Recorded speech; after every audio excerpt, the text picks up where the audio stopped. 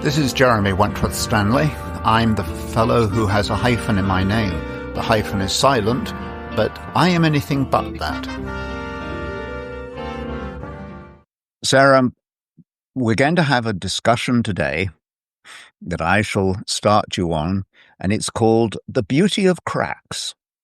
C-R-A-C-K-S, not C-R-A-X, but C-R-A-C-K-S, cracks. I didn't even know that was an option for spelling. Do you know something? Nor did I, but it came to me spontaneously. Okay, all right. That's very funny. We will roll with it. We'll roll with laughter at that one. This morning, it is the morning. It's Jeremy Wentworth-Stanley, the voice of Respectonomics, and Sarah Benton, my co-host. And to the world at large, we will say a good, fresh, happy morning. Happy morning. Happy morning. Happy day. Happy day, wherever you are. And we're talking about cracks because life today feels like it's full of cracks.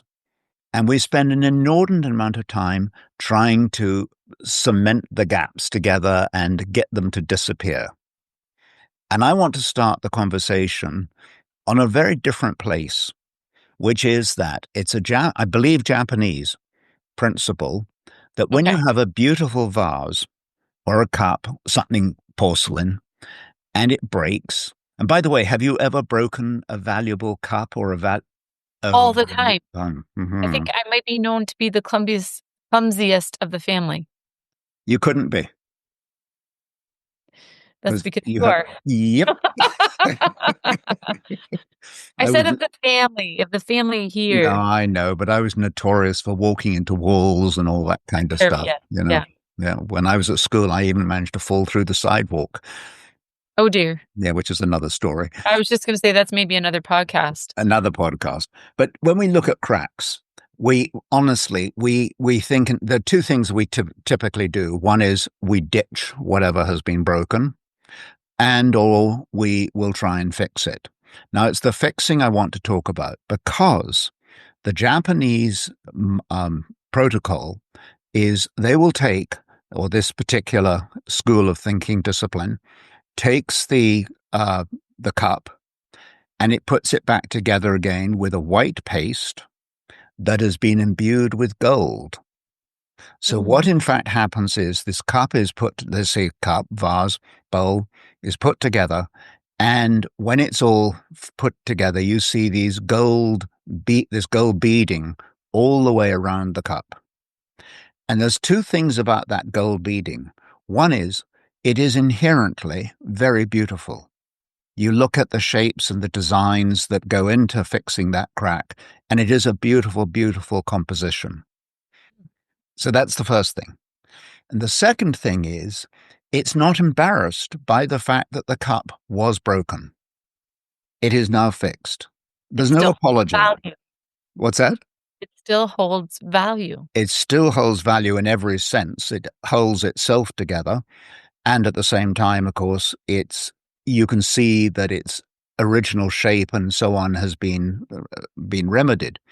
Right. The point of all this is that we, as human beings, are cracked. We are fallible, we are fallen, we are failed, and there's all kinds of words that describe us. And we are cracked. And the trouble is, in the world today, when something cracks and breaks, we do two things. One is we dispose of it. Mm-hmm. And that has also become apparent in our relationship or in our understanding of other human beings. We have become a disposable society. And if it's true that we can be disposing cups, saucers, and cars and lawnmowers and all those kinds of things, that sense of disposability, I believe, is migrating into our human relationships. Mm. We are way too valuable. We are, as we have said before, we've even ditched the expression human resources. We now talk about it as the human treasury. We are extremely valuable. And if the Japanese methodology says the cup is worth fixing, so are we. Right. That's point one. Point number two is the rich West world says, yes, it's broken and I'll fix it. And you think of the amount of energy that goes into putting something together again, so you cannot see that it was ever broken in the first place. Mm. It's a seamless, transparent, if you ever go to the Antiques Roadshow, if you ever watch that, and the curator will say, you'll notice this has been fixed, and the owner says, really? I never noticed that before. And it's been very artistically, very beautifully done. But Hmm. the truth of the matter is, when we put together things seamlessly, there's a certain amount of dissimulation there. There's a certain amount of not recognizing that we were cracked and put back together again.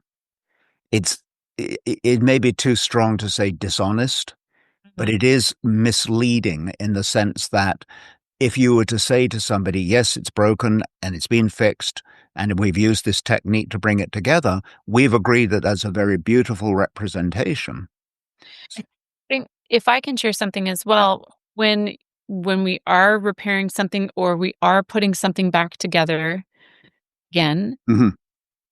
there is the possibility that we should consider Mm-hmm. that when it gets put back together, it's actually stronger than it was to begin with. Ah, you sound like an engineer because, I'm not, but they're in my okay, no, it actually, I mean, it suits you because it's often, is it not said, the weld or the welding is stronger than the actual structure or Mhm. the materials that are being The welded together. opportunity.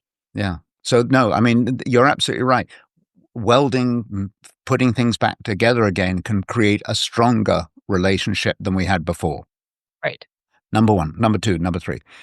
The other thing that's fascinating is that if you take, let's take, have you ever dropped 3 plates at the same time and broken the whole lot? Or in your case, 4 plates or five? Quite possible. A whole Hmm. box, maybe? Have you really? Mm. That's very funny. But if Go you big or take, go home. I don't know what okay, to say. but if you Yeah. take those plates, here's something that's very important. So let's go back to the idea of putting them back together again. When we put them back together again, the plates will never be the same as one to another. We know that. Right. And the plates will probably not stack the way they used to. And they probably, there's a rough edge here, there, and everywhere. That explains the entire human dynamic, that we are all different, that we are individual, that we don't necessarily fit together. We work together. But there's nothing wrong with looking at 2 plates that have both been, shall we say, fixed, repaired, welded, mended. Those 2 plates, they may not sit on top of one another comfortably the way they used to, but the truth of the matter is, in and of themselves, that expresses their identity. So when we are cracked and when we are repaired and when we are honest about our cracks and honest about the reparation and the repairs that have been done, we can also say very proudly, therein lies my identity. And in the world today, the loss of identity has become an issue, and it's very important that we understand our identity is made up of cracks, it's made up of good, strong pieces, it's made up of other people, it comes from many different sources. But let's never pretend that we don't have a crack, and let's never pretend we haven't been repaired. I don't think it's something that we should be ashamed of. Exactly. From my perspective, another way to look at it is you, in so many words, you're being solutions focused Mm-hmm. versus problem focused. Yeah. Right? Something's not worked or something's falling apart. So Yeah. how do I, expand for there, make it Yeah. stronger? Mm-hmm. I love the idea that, it's been cracked, but it's now stronger Right. and it's got We its can own learn something identity. from it. Yeah. Right. And it's The got whole, to, and the thing I love about it also is, and I believe this is the Japanese principle as well, when you have that broken cup that's been fixed and it's got all the gold beading and all that kind of stuff, the cup tells a story. a different perspective. Yep. And that's true of each and every one of us, different perspectives and different stories. And we should embellish and enjoy them one with another, I think. Embrace it. Hmm. Hmm. Do you want to sign off? We rest our case. Thanks, Sarah. Thanks, Jeremy.